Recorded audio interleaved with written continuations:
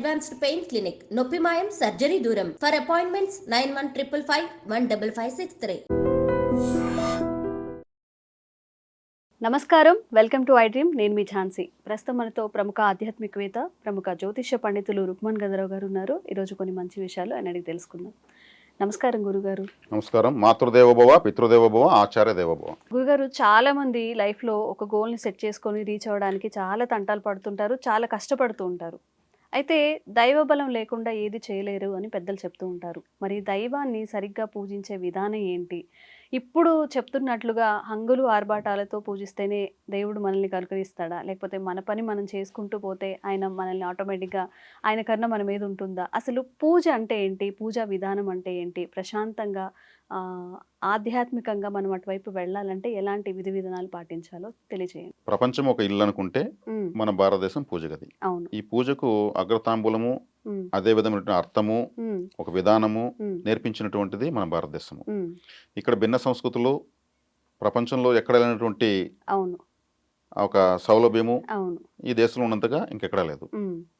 ఇక్కడ భక్తి ఉన్నవాళ్ళు ఉన్నారు, లేని వాళ్ళు ఉన్నారు. మరి లేని వాళ్ళు బ్రతుకుతున్నారు, ఉన్న వాళ్ళు బతుకుతున్నారు. మీరంటే హంగు ఆర్భాటాలుగా చేస్తేనే పూజ అని అన్నారు. ఏ విధంగా మనం భగవంతుని చేరుకునే విధానము అని అడిగారు. అంటే ఇక్కడ భక్తి ఉన్న వాళ్ళు మాకు భక్తి ఉంది, దేవుణ్ణి చేరుకుంటామని నమ్మకంతో చేస్తుంటారు.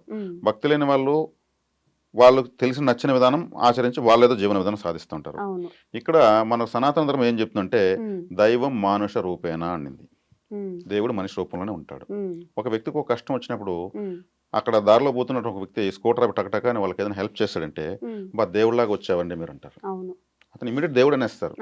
మనకి ఎవరైనా హెల్ప్ చేసినా అలాగే అంటూ ఉంటాం, దేవుడిలా వచ్చి వచ్చాను కాపాడు అంటే మనిషిలా వచ్చి కాపాడని మాత్రం ఎందుకు అంటారు? అప్పుడు అతను మనిషే. మళ్ళీ మనం ఏదైనా ఒక ప్రమాదం జరిగి టక్మని చాలా పెద్ద ప్రమాదం జరిగి మన త్రుటిలో తప్పించుకున్నామంటే నువ్వు ఏ జన్మలో చేసిన పుణ్యం నువ్వు బతికావు, దేవుడే నీతో ఉన్నాడు, దేవుడిని తోడున్నాడు అంటూ ఉంటారు. అవును.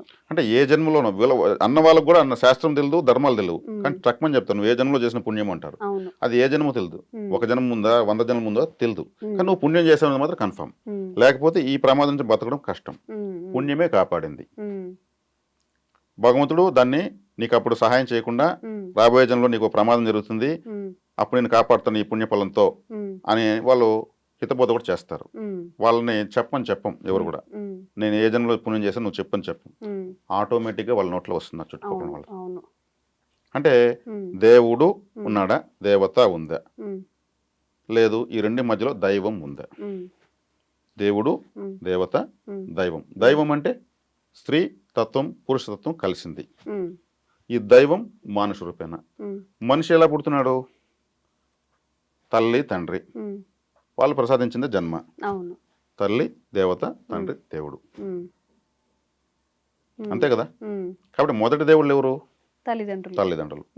తల్లిదండ్రులను మనం విస్మరించి ఇంకెన్ని పూజలు చేసినా ఫలించవు. ఏ దేవుడు కూడా నోటీస్ బోర్డు పెట్టలేదు, ఇన్ని వేల రూపాయల పూజ ఈ రోజు చేస్తేనే మేము ఆశీర్వదిస్తాము, ఈ హోమం చేస్తేనే మేము అనుగ్రహిస్తాము, మాకు సోన్సో ఆ రోజు పర్వదినము, ఆ రోజు 1 lakh రూపీస్ అని వాళ్ళేం నోటీస్ బోర్డు ఏం పెట్టలేదు. మనకు ఇంటి దేవుడు అని ఉంది ఒకటి ఆచారం, అదే కుల దైవము అంటారు. మన ఇంటికి మాత్రమే, మన సర్నేముకు మాత్రమే ఆ దేవుడు ఆయన, లేదు దేవత, లేదు దైవము. ఆ కుల దైవాన్ని వదిలేసి ద్వాదశ జ్యోతిర్లింగాలు తిరిగినా ప్రయోజనం లేదు. వాళ్ళు ఇప్పుడు మనకు పుణ్యక్షేత్రానికి వెళ్తాము, అక్కడ పరివార దేవతలు ఉంటారు. పరివార దేవతలు అంటే ఎవరు? ద్వారపాలకులు. ఆలయం చుట్టూ గోపురాల పైన రకరకాల వర్ణాలతో, తీక్షణమైన చూపులతో, ఆయుధాలతో, పెద్ద పెద్ద కూరలతో, కడుపులతో ఉంటారు వాళ్ళు. వాళ్ళే పరివార దేవతలు.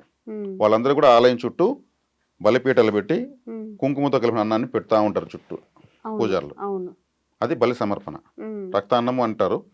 శైవంలో కుంకుమతో కలిపి పెడతారు. పరివార దేవతలు ఏం చేస్తారు? వస్తున్న ప్రతి ఒక్కరు డాక్యుమెంట్ వెరిఫికేషన్ జరుగుతుంది. ఈ వ్యక్తి వాళ్ళ కులదైవాన్ని ఆదరిస్తున్నాడా, తల్లిదండ్రులు సేవ చేశాడా, ప్రజల మొదటి దేవులు వీళ్ళే కదా. మాతృదేవోభవ, పితృదేవోభవ, ఆచార్య దేవోభవ అన్నాను మీతో మాట్లాడుతున్నప్పుడు. మా తల్లిదండ్రులు నేను ఆరాధిస్తేనే నేను ఈరోజు మా 10 మందికి తెలుస్తుంది, నాకు తెలుస్తూ ఉంది. నేను ఎందుకు మరి ఎంతోమంది దేవతలు వాళ్ళ పేర్లు ఎందుకు చెప్పలేదు నాకు? నేను మరి నాకు మొదటి దైవాలు మరి విఘ్నేశ్వరుడు కూడా అదే చెప్పాడు, తల్లిదండ్రులు సమస్త విశ్వం ఉందని ఆయన ప్రదర్శన చేసాడు, ఆ పండు ఎత్తుకుని తిన్నాడు.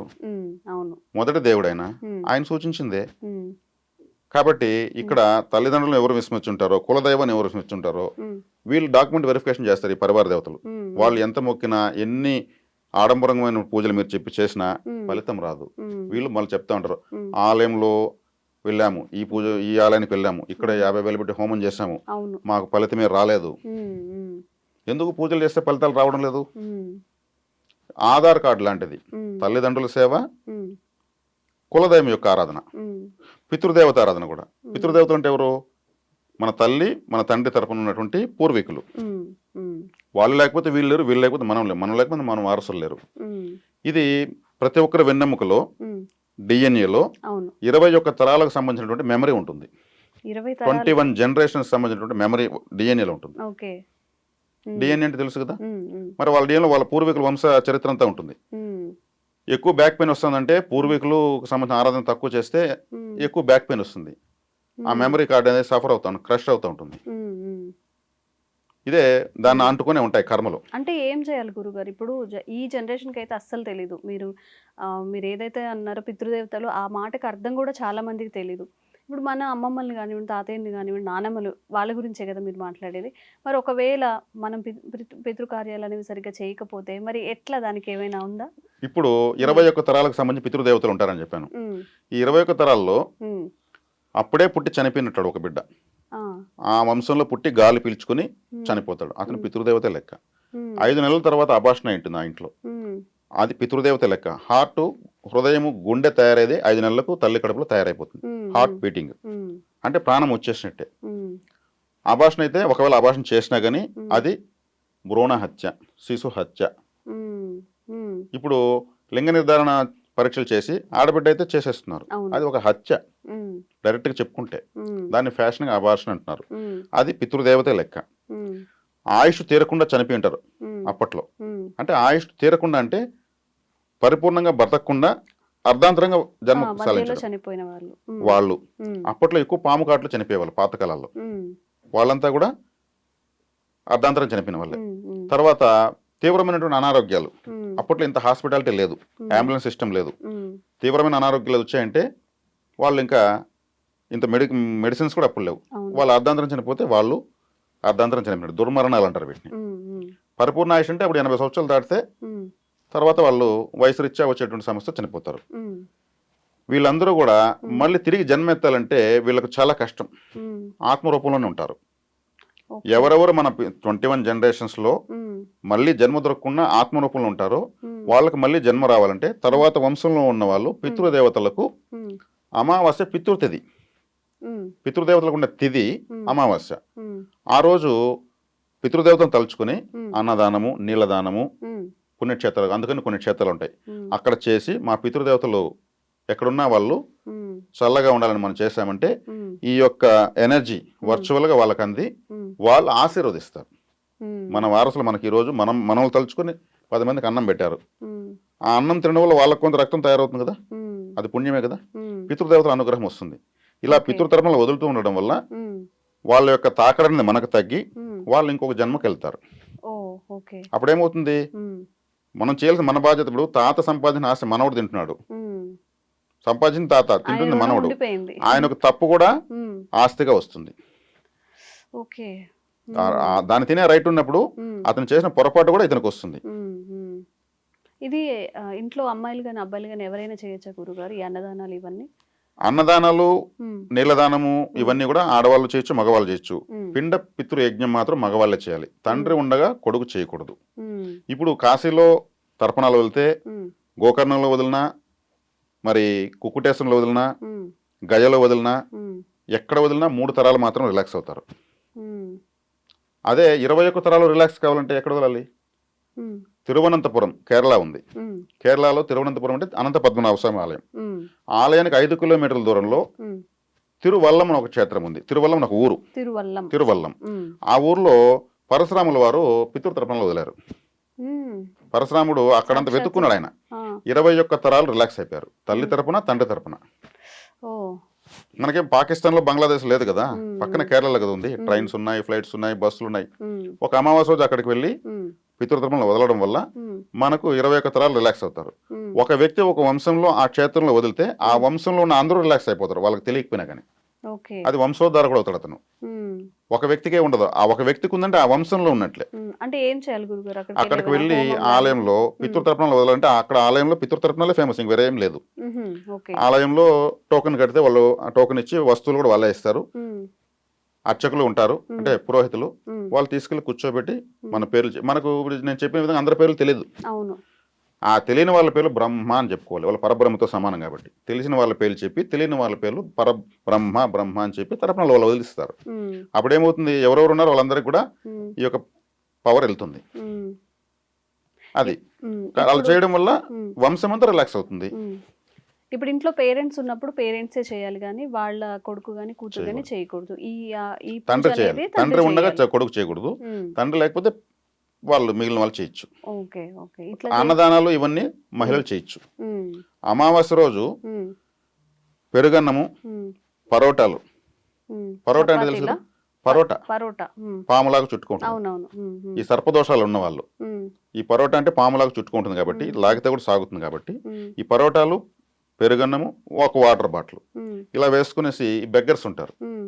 రైల్వే స్టేషన్ల కాడ, బస్ స్టాండ్ల కాడ మ్మ్. అలా కూర్చుంటారు. వాళ్ళు కూడా సర్పాల్లాగా ఒక చోట ఉంటారు, తిరుగుతూ ఉంటారు వాళ్ళు. ఆ, అవును. వాళ్ళకి ఎటువంటి దిక్కు దివాన ఉండదు. వాళ్ళ జీవితంలో వాళ్ళకి అన్నమే సమస్య, మ్మ్. అన్నం కోసమే బతుకుతుంటారు వాళ్ళు. ఒక పూట దొరికితే 2 పూటలు దొరకదు వాళ్ళకు. మ్మ్. ఈ అమావాస్య రోజు వాళ్ళకు ఒక్కొక్క కిట్టు ఒక్కొక్కటి ఇచ్చేస్తే మ్మ్. చక్కగా తినేసి నీళ్ళు తాగేసి దండం పెడేస్తారు. మ్మ్. మనకు తెలిసిన వాళ్ళకి ఫుడ్ ఇస్తే విందు, మ్మ్. తెలియని వాళ్ళకి ఇస్తే పరిహారం. ఓకే. ఈ పరోటాలు తినడం వల్ల ఇక్కడ సర్పదోషం నివారించబడుతుంది. అమావాస్య రోజు ఇవ్వడం వల్ల పితృదేవతలు సంతృప్తి చెందుతారు. అంటే ఏ మంత్ లో అయినా కానీ అమావాస్య ఇవ్వచ్చు. అమావాస్య పితృదేవతలు కూడా అమావాస్య. ఓకే. మకా నక్షత్రం రోజు కూడా ఇవ్వచ్చు. మకా నక్షత్రం పితృ నక్షత్రం, మ్మ్. అమావాస్య పితృ తిథి. ఆహా. నక్షత్రంలో ఎత్తుకుంటే మక, మ్మ్. తిథిలో ఎత్తుకుంటే అమావాస్య. మ్మ్. మ్మ్. ఇలా ఇస్తూ ఉండడం వల్ల మ్మ్. మనకు ఆ తాకడ అనేది తగ్గుతుంది. మ్మ్. ఒక్క అమావాస్యకు సంవత్సరానికి ఒకసారి తిరువల్లం వెళ్ళి రావడం మ్మ్. చాలా మంచిది. తర్వాత పుట్టే వాళ్ళ యొక్క జాతకాల్లో పితృదోషాలు రావు. ఓకే. ఓకే. కాబట్టి కులదైవారాధన ముఖ్యం, మ్మ్. పితృదేవతారాధన ముఖ్యం, మ్మ్. బ్రతుకుండగా తల్లిదండ్రుల సేవ ముఖ్యం. మ్మ్. ఇదేవి చేయకుండా నేను కాశీ వెళ్ళొచ్చాను, మ్మ్. 12 జ్యోతిర్లింగాలు తిరిగాను, మ్మ్. నేను పెద్ద పెద్ద పుణ్యస్థలాలు తిరిగాము అంటూ ఉంటారు. మ్మ్. షుగర్ టాబ్లెట్లు వేసుకుంటూ ఉంటారు. అవును. కర్మ పోదు. మ్మ్. మ్మ్. వాళ్ళు కూడా నేను చెప్పాను డాక్యుమెంట్ వెరిఫికేషన్ జరుగుతుంది. మ్మ్. ఇతను కనీసం తల్లిదండ్రులను పట్టించుకోలేదు, మ్మ్. మన స్వామి దగ్గరికి వచ్చేసాడు. మ్మ్. వాళ్ళు అసలు మన ఫైల్ ముందర పెట్టరు. మ్మ్. మ్మ్. మూల విరాట్ ఎప్పుడు మనల్ని చూడదు. మనం నేరుగా వీళ్ళందరినీ పట్టించుకోం. మ్మ్. ద్వారపాలకుల్ని మొక్కాలి, ఇష్టపడాలి. మ్మ్. వాళ్ళు నిత్యం వాళ్ళకు సేవలో ఉంటారు. మ్మ్. మ్మ్. ఇప్పుడు ఒక ఎమ్మెల్యే వస్తున్నాడంటే గన్మ్యాన్ ఉంటాడు, మ్మ్. అనుచరులు ఉంటారు. మ్మ్. ఆ ఎమ్మెల్యేకి ఎంత ఉన్నప్పుడు పరమేశ్వరుడికి ఎంత ఉండాలా, అవును. మంది మార్బలము, మహావిష్ణువుకి ఎంత ఉండాలా, మ్మ్. వాళ్ళ వాహనాలు ఎక్కడ చూసినా చెక్కుంటారు, మ్మ్. వాళ్ళకి నమస్కరించాలి. మ్మ్. ఇది ఆలయంలో పోయినప్పుడు ఇలా ఆలోచించాలి. తల్లిదండ్రుల సేవ, కులదైవము, పితృదేవతలను ఎవరు మర్చిపోరో వాళ్ళకి ఇంక వేరే దేవతలు అవసరం లేదు. మ్మ్. వీళ్ళ సేవ చేస్తూ ఉంటే అందరూ దేవతలు అడక్కనే వీళ్ళకు అనుగ్రహిస్తారు. మ్మ్. ఇది ఇప్పుడు మీరు అడిగిన దానికి చక్కటి మ్మ్. వివరణ. నిజంగా గురుగారు ఈ రోజుల్లో చాలా మంది తల్లిదండ్రులని రోడ్డు మీద వదిలేస్తున్నారని, వాళ్ళ కోసం వెయిట్ చేస్తున్నారని వార్తలు చూస్తూనే ఉన్నాము. నిజంగా తల్లిదండ్రులు చూడకుండా ఎన్ని మొక్కులు మొక్కినా ఏ దేవుడు కరుణించాడని వాళ్ళకి అర్థమయ్యేలాగా చాలా చక్కగా చెప్పారు. ధన్యవాదాలు. నమస్తే.